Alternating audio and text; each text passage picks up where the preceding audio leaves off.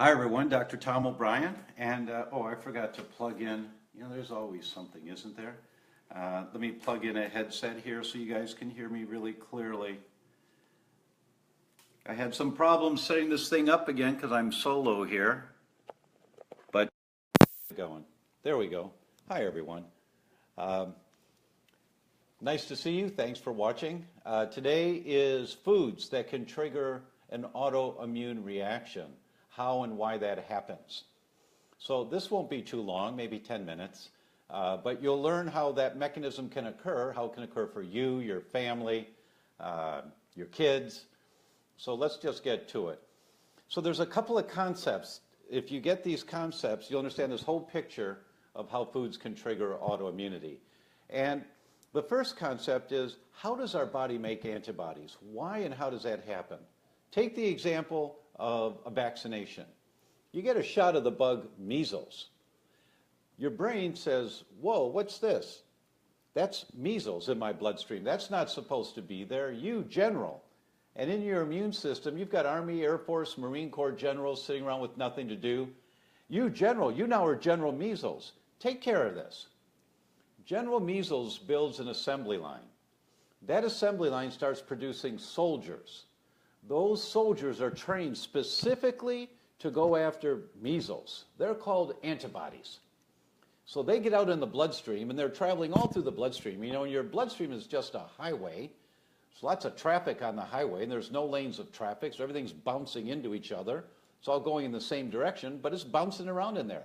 So you've got this soldier now, highly trained soldier with a high-powered rifle. Think of Arnold. You know, some of you heard me say this. We call him the Governator in California, right? But now you've got Arnold with his head out of a big Humvee, wearing those dark glasses, big submachine gun going, over there, and firing these chemical bullets at measles. General Measles is watching this, and when all of the measles bugs are killed off, there's no more measles bugs, General Measles says, okay, turn off the assembly line. We don't need any more soldiers here right now. Now, you know, it takes a couple, 3 months for that whole process to occur. But now you've got immunity, hopefully, against measles. So if you were to check right now, you shouldn't have measles antibodies in your bloodstream. But if you're ever exposed to measles, General Measles is vigilant the rest of his life. The rest of his life. That's his job. He's called a memory B cell. This is an important concept. You don't need to know the words, but just General Measles is there for the rest of his life. So if you're ever exposed to measles, he just has to flip the switch. He doesn't have to build the assembly line again. That's why if you go to Africa, you need vaccinations months and months ahead of time for yellow fever and dengue fever and all these crazy diseases. But if you go back 20 years later, you just need a booster shot 2 weeks before you go, just to wake up general yellow fever, general dengue fever, and then you're fine, right? That's how immunizations work. Let me see. Well, hello, Denise Kelly. Nice to see you. Keep the beat, and one other just shared it. Oh, well, thank you for sharing the video, guys. Thank you for doing that. So that's a memory B cell. When you make antibodies to a particular food, you can make memory B cells to that food. So if you have antibodies to wheat, that's the most common one, and there's thousands of studies on this now. There's over 20,000 studies on wheat and how it affects the body. If you have elevated antibodies to wheat, which is why doing the test is so important, you have to do the right test. Go to my website, you can get the handout, The Conundrum of Gluten Sensitivity, Why the Tests Are Often Wrong, and then you can download that, read it, take it to your doctor. That tells you what tests to do. But if you have elevated antibodies to wheat, you got memory B cells to wheat. They're going to be with you.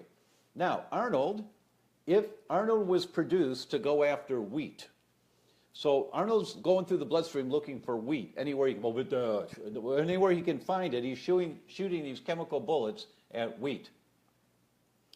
The way he knows what wheat looks like, it's a protein signature. I'm going to say it's AABCD. But it can be 30 amino acids long, not just 5 or 6. The minimum is 6, but it can be as high as 30, 40, much more than that. But I'll just say AABCD. Arnold's now going through the bloodstream looking for AABCD. When Arnold goes past the thyroid, I'm going to use the example of the thyroid here. We could use your brain, we could use many other areas, but let's say it's the thyroid. When Arnold goes past the thyroid, the surface of the thyroid facing the bloodstream is made up of proteins and fats. Proteins are made up of amino acids. There are hundreds of amino acids long. They're called the building blocks.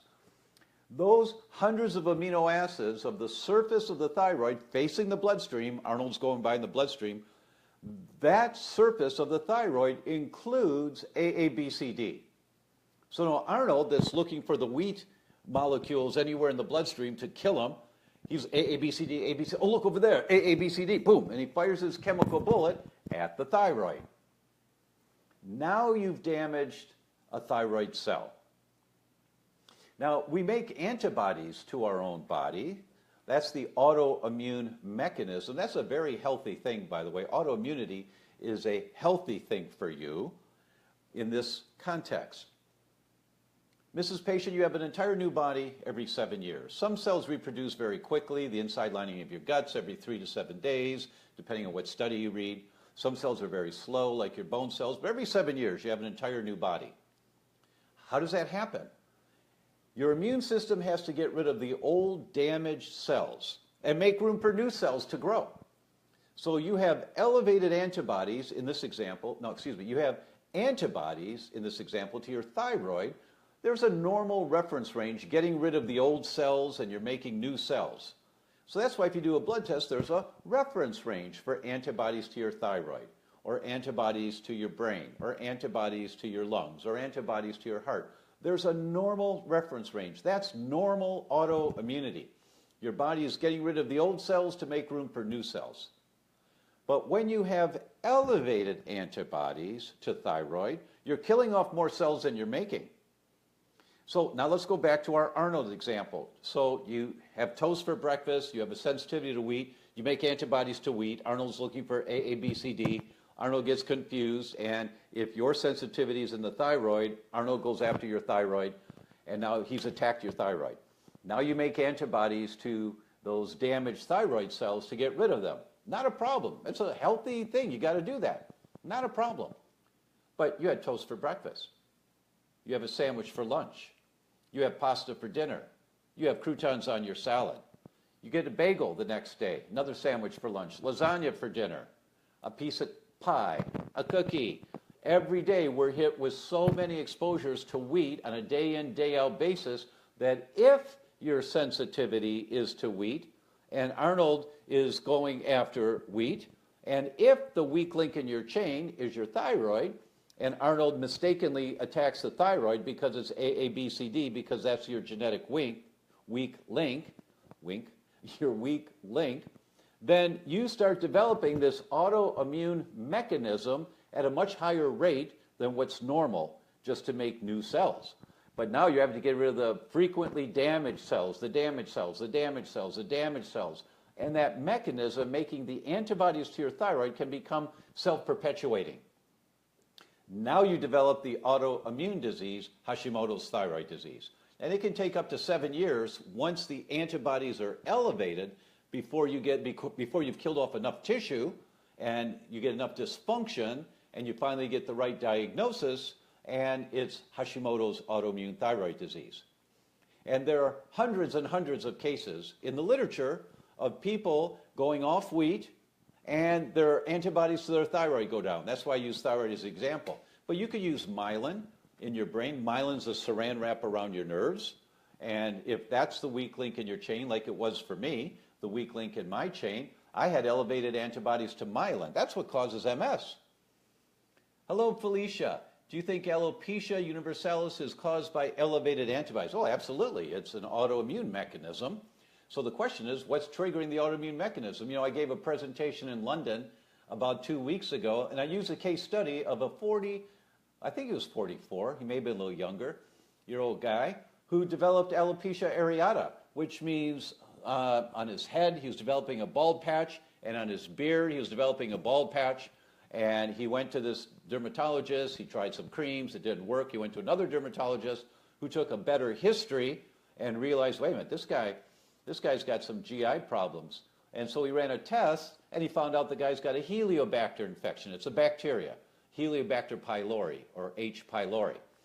They treated the H. pylori, and then they show the pictures. 2 weeks of treatment, 4 weeks of treatment. Now the retest for H. pylori was gone. The antibiotics killed the bacteria. But with the Heliobacter gone, they showed it 16 weeks at, and I think there was one more, maybe 32, but then 44 weeks, all of his hair came back.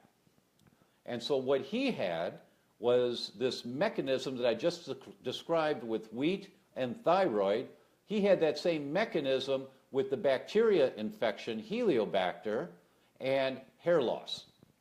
So it will never harm you to go wheat-free, dairy-free. You know, if you get my book, The Autoimmune Fix, we talk all about that in there. We talk about hair loss in there too. So it'll never harm you to try this. The best thing is to go to your doctor and get the right tests done. But if you can't do that for some reason, then absolutely you want to give this a shot.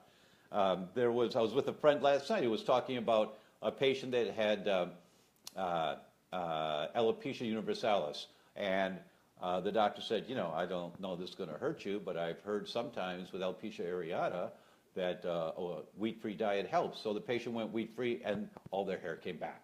So it may help. It's not a slam dunk, but it certainly may help, and it'll never hurt you. Yes, you're right, Sophie. Epstein-Barr virus can contribute to alopecia also. You see, guys, the concept is molecular mimicry, that Arnold's going after wheat, in my example, or Heliobacter, or Epstein-Barr. Arnold's going after that, and he gets confused, and he goes after your own tissue. Mrs. Patient, when you pull at a chain, it always breaks at the weakest link. It's at one end, the middle, the other end, it's your heart, your brain, your liver, your kidneys. Wherever your genetic weak link is, that's where the mechanism's going to show. And in my example of thyroid, if that's the weak link. Or in myelin, the saran wrap around your nerves, if that's the weak link. Or a really common one is a disease of the eyes that looks like MS. And it's called Devick's disease. And neuromyelitis optica, technical name. Now, the studies are really clear that sometimes with NMO, neuromyelitis optica, sometimes it's molecular mimicry with foods. And what are the foods? Well, you know, I just printed out the article because I just didn't want to miss anything. This is the article, and technically it's called Aquaportin 4, Molecular Mimicry and Implications for Neuromyelitis Optica. So Aquaportin 4 is the name of the architecture inside the cells of the nerves going to your eyes. You know, it's part of the cells, the nerve cells going into your eyes. That's a component, Aquaportin 4. And if you have a sensitivity to spinach, soy, corn, then you may, if that the weak link in your chain is your nervous system, it can attack, the antibodies to spinach will go after your eyes. And there's a number of studies that talk about that one, and there are many other in the literature. The one that many people are familiar with, or if you've heard before, oh, Felicia, you give it a try. Way to go, girl. High five to you on that. You know, it never hurts to try. It never hurts. Just be as thorough as you can in trying. I'd suggest you get my book, The Autoimmune Fix, and read about this so you really got the background knowledge on it. I forgot what I was going to say before that. That's the problem with reading these things, you know, as the messages are coming in. Line of thought. Aquaportin, oh, yeah, they said, you know, it's unusual to see this, but it makes sense because in the Far East, especially in Japan, NMO, neuromyelitis optica, is the most common cause of degenerative diseases of the eyes. And what do they eat in Japan? They eat a whole lot of soy, and they eat a whole lot of spinach. So if you have a sensitivity to spinach, if you have a sensitivity to soy, if the weak link in your chain is your nervous system, you're at risk of developing that one. There are bacteria like the one that was mentioned, or the virus Epstein-Barr, but also Klebsiella bacteria, we know is associated with Crohn's disease, and it's associated with ankylosing spondylitis. That's actually the first, I remember 1979 in my genetics class, that's him dating myself.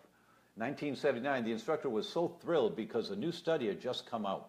And the new study was talking about this association with the bacteria Klebsiella pneumoniae It's the most common infection you get in hospitals, Klebsiella pneumoniae.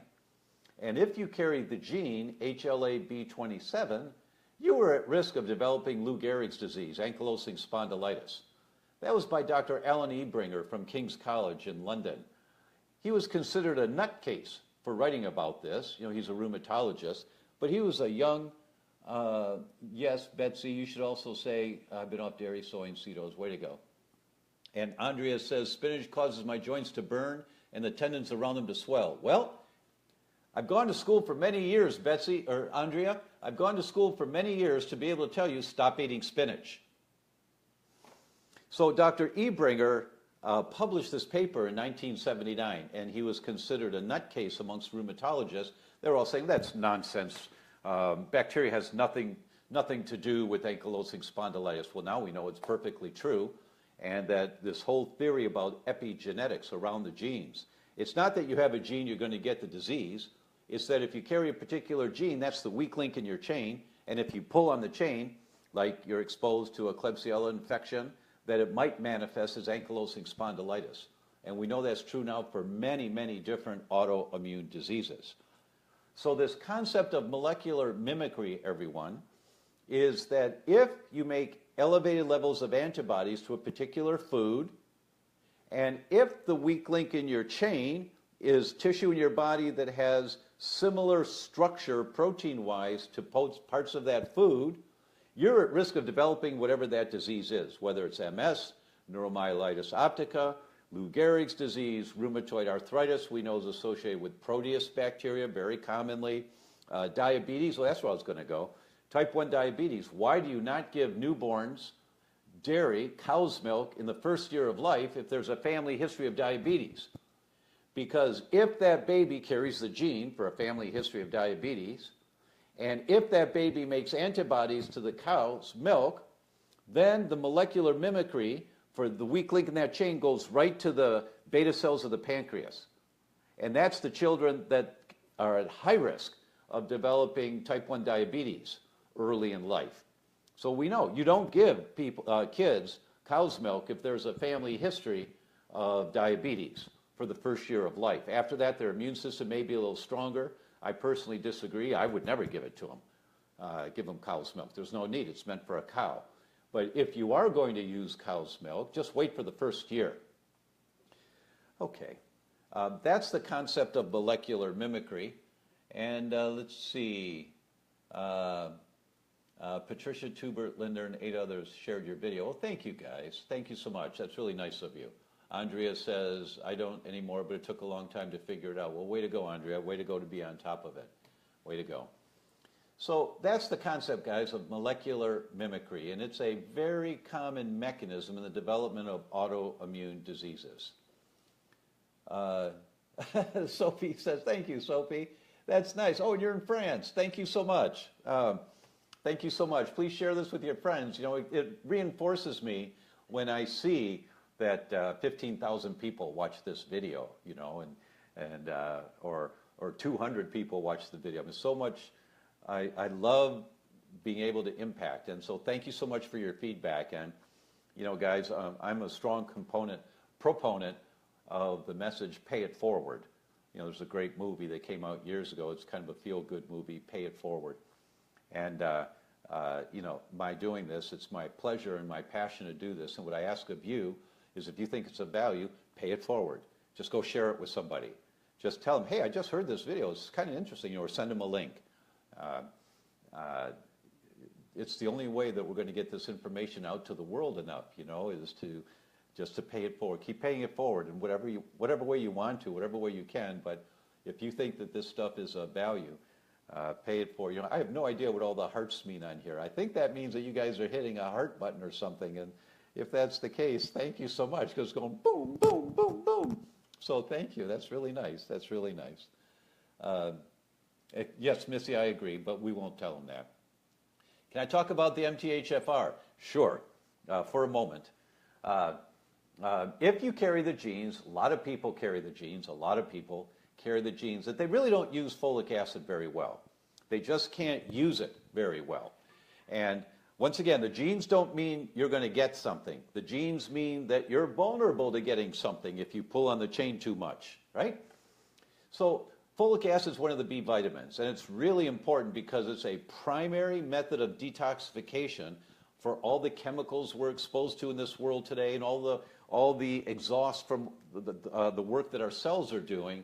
The methylation is the pathway of detoxification, and that particular gene that you asked about is a critical, it's a category, there's a bunch of genes in there. It's a critical component, is being able to use the folic acid, the folates well, so that you can detox the chemicals that are produced as exhaust in our own bodies and the chemicals that we're exposed to out in the world. Just because you have the gene doesn't mean you have the problem. It means that you're vulnerable to the problem. So what do? Well, there's a really simple test you can do that gives you a really good clue. You know, it's like the temperature gauge. I talk about there's two ways to measure the temperature in the engine of your car. You know, there's a hot light that comes on the dashboard, and you go, uh-oh, I better pull over really quick. Too late, the engine's overheating. Other cars have a temperature gauge, and the temperature gauge slowly starts to climb, and you can see the problem before it gets into the hot zone. So those are called biomarkers, and there's a biomarker for methylation efficiency. It's called forminoglutamic acid, or FIGLU, F-I-G-L-U.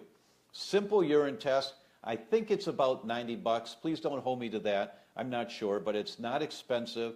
And if your FIGLU levels are elevated, you're not using folic acid very well.